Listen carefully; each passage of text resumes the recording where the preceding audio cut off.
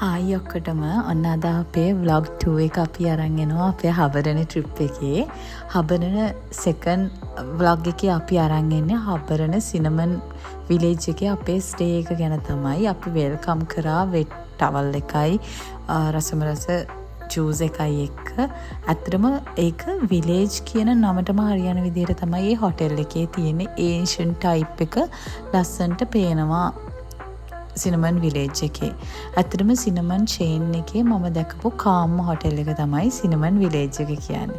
ඉතින් අපි බලමු කොහමද සිනමන් විලේජ් එකේ රූම් ටුවර් එකක් යන තමයි යන්නේ. කොහමද රූම්ස් ඕගොල්ලන්ට සැටිස්ෆයිද නැද්ද කියන එක ඕගොල්ලන්ට මෙතනදිව ඩිසයිඩ් කරන්න පුළුවන්. ස්ටේ එකකට එන්න බලාපොරොත්තුවක් තියෙනවා නම්. මේ හොටෙල් එකේ රූම් එක ඇත්තටම අපේ වීව් එකේ හැටියට හරිම ස්පේෂියස් රූම් එකක් තිබ්බේ.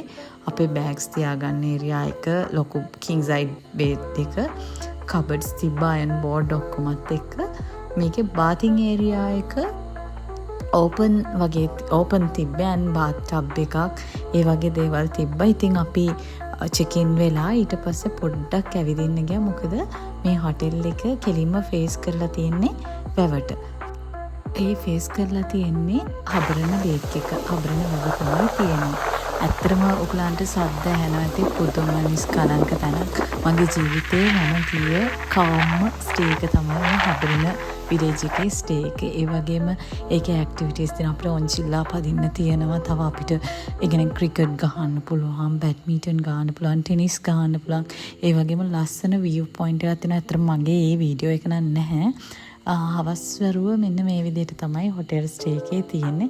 අපේ රූම් එකට මේ වගේ view එකක් තමයි පේන්නේ.